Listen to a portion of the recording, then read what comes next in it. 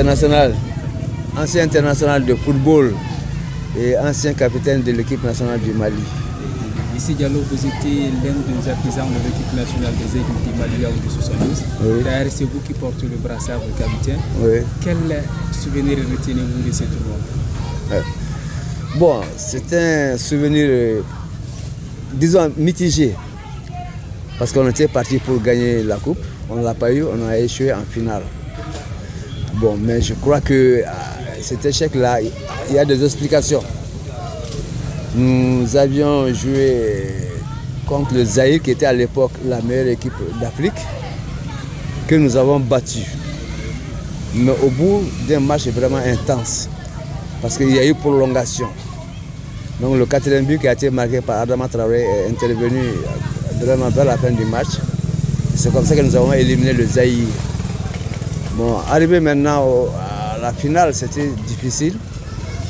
Parce que le parcours a été dur. Il y a eu beaucoup de blessés. Cheikhna, Salif Keita, Cheikh Diallo, etc. Bon, il manquait à notre époque.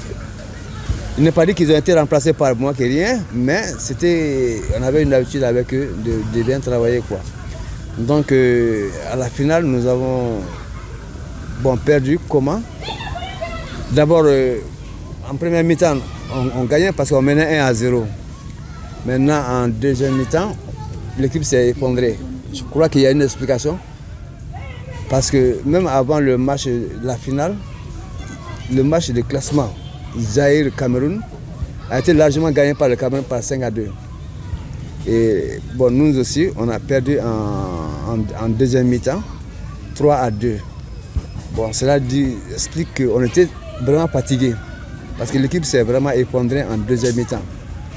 Donc je garde un souvenir mitigé parce que bon, on a fait un bon tournoi, mais on n'a pas eu la médaille pour laquelle on était parti chercher. Voilà, merci. Après des années hors du terrain de foot, quel regard portez-vous sur le football moderne, en particulier celui de notre pays? Bon, sur le football moderne, le football a évolué. Je n'ai pas dit qu'il a changé, mais il a évolué. Par exemple, quand je vois jouer les équipes en ce moment-là, bon, 3 défenseurs, 4 ou 5 demi, un attaquant. Bon, ça se justifie. Bon, mais ce qui a le plus évolué, c'est, je crois, le rôle de l'arrêt latéral. Notre temps, l'arrêt latéral était un marqueur d'ailier. En ce moment, c'est un joueur de rupture. Parce qu'il joue au milieu de terrain, il joue aussi ailier. Donc, bon, c'est des choses qui ont un peu changé avec l'espace qu'on occupait.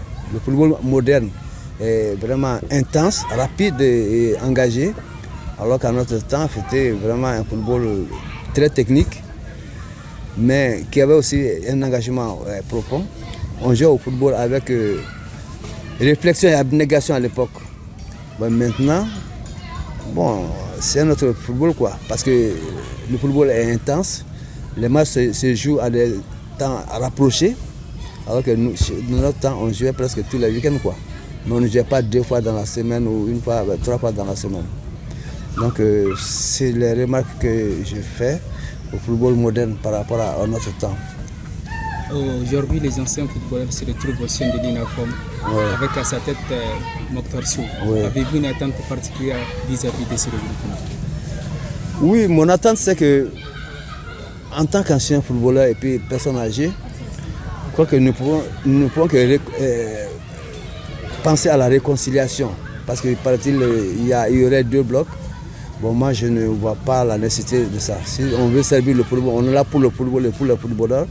Je crois qu'il faut s'entendre. Donc, l'appel que je lance à mes cadets, c'est qu'ils puissent s'entendre. Et qu'en ce moment, ça va être dans l'intérêt du football malien et du football en Afrique. Parce que bon, lui, il est porteur d'un projet très intéressant. Bon, mais si à son niveau, au niveau du national, ce problème n'est pas réglé, ça pose problème, quoi. Voilà. Votre prière? Bon, mon dernier mot, c'est vraiment que nous avons échoué. Parce qu'on a échoué en finale, on n'a pas eu de coupe, on n'a pas eu de machin.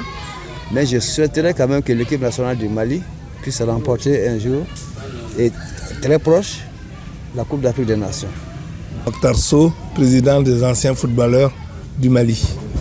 M. Monsieur le Président, en quoi les anciens footballeurs d'Afrique regroupés ensemble peuvent apporter en termes de développement du continent? Bon, les anciens footballeurs d'Afrique peuvent apporter beaucoup de choses. D'abord l'expérience vécue, ça a un coût mais ça n'a pas de prix. Et ensuite le partage. Vous savez, moi j'ai toujours l'habitude de dire que le sport, le football, c'est un jeu collectif, mais on peut trouver des comparaisons avec l'athlétisme. Par exemple, la Jamaïque a gagné parce que tout le monde a porté, dans les 400, tout le monde a porté le relais jusqu'à ce que le football parachève. Bon, le deuxième élément que nous pouvons apporter, c'est que de plus en plus, on s'est rendu compte qu'il faut tirer des leçons. Le doyen Kidja a dit tout à l'heure, on était allé jusqu'à la finale. Bon, à la différence un petit peu de lui, moi je vais relativiser en disant que bon, c'est vrai que ça fait toujours mal une défaite, mais il faut pouvoir tirer les leçons de nos différentes défaites et faire un peu comme Mandela, lui il perd jamais, où il gagne, où il apprend. Donc ça aussi, il faut qu'on apprenne de nos erreurs, il faut qu'on apprenne des anciens et que les anciens aussi doivent apprendre des jeunes. Ensuite, aujourd'hui, nous avons inscrit dans notre plan stratégique beaucoup d'axes un petit peu tendant à renforcer les capacités d'abord de notre association, mais aussi à renforcer les capacités des plus jeunes qui arrivent. Et notre devise, c'est effectivement l'union fait la force. Sans union, vous n'allez nulle part.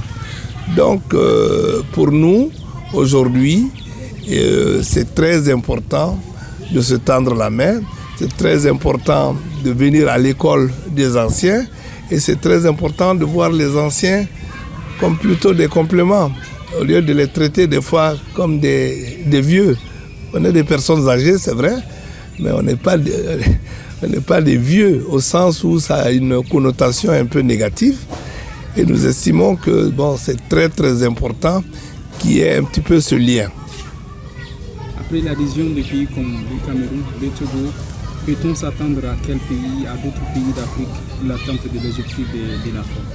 Bon, ça c'est une bonne question à notre avis parce que nous avons dit, nous portons l'Afrique en nous, nous portons même sur d'autres plans et nous pensons qu'on a une opportunité de montrer et de démontrer que l'Afrique est en nous, de montrer que partout où les sportifs se trouvent, les footballeurs se trouvent, ils sont chez eux. Nous avons connu la période de la CAN 2022. Nous avons, sur notre initiative, procédé au début de la création de l'Union africaine des anciens footballeurs. Et dans chaque capitale, nous essayons de faire ce qu'on appelle un appel. Nous avons fait l'appel de Bamako et la semaine dernière, nous sommes allés faire l'appel de Lomé.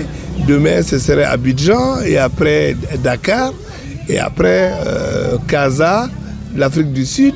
Vous voyez bien, donc si le Mali est porteur de ce projet africain, ce n'est que logique, parce que dans notre constitution et par rapport à toutes les actions que nous entreprenons, c'est l'Afrique. C'est vrai que nous nous enrichissons de nos expériences avec les autres, mais les autres aussi s'enrichissent des expériences avec le Mali. L'Afrique à nous, quels peuvent être les enjeux d'un tel regroupement? Bon, comme j'ai dit, l'Afrique à nous, l'union, ça fait toujours la force. Moi, je répète, la répétition est souvent quelque chose de pédagogique. Nous sommes pour l'union. Nous sommes aussi pour remarquer que, il a dit tout à l'heure, M. Diallo, le football actuel est un football différent. On ne va pas comparer parce que comparaison n'est pas raison. Mais c'est vrai qu'il faut aussi s'inspirer parce qu'à l'époque où nous pratiquions le football, c'était plutôt souvent un football d'inspiration, c'était un football technique, mais c'était aussi un football engagé. Maintenant, les systèmes ont changé, vous avez le VAR, vous avez beaucoup d'éléments qui interviennent, il faut s'adapter. Et le propre d'un sportif, le propre d'un dirigeant, le propre de l'encadrement, c'est de s'adapter au contexte actuel. Aujourd'hui, on est dans la globalisation, on souhaiterait que l'Afrique porte vraiment le drapeau très haut et que dans la future Coupe du Monde, nous puissions aller plus loin.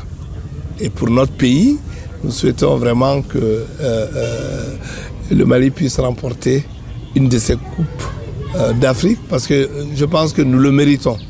Maintenant, il faut travailler, il faut se donner la main, il faut qu'il y ait une synergie entre tous les acteurs du football. Merci. Votre dernier mot. Bon, dernier mot, c'est toujours c'est un plaisir de travailler avec ceux qui ont le faire savoir. Nous, on a un petit savoir-faire et ce savoir-faire-là, vous le voyez, on l'a démontré un peu sur le terrain. Maintenant, nous avons toujours encore quelque chose à donner. Nous souhaitons beaucoup de compréhension et comme a dit le doyen, vraiment, nous souhaiterions déjà aussi, pour nous, aller vraiment vers la réconciliation. Un de nos axes, c'est vraiment la réconciliation. C'est la reconnaissance des anciens parce qu'ils ont été des ambassadeurs. Ils ont été ceux-là qui ont porté très haut les drapeaux du Mali.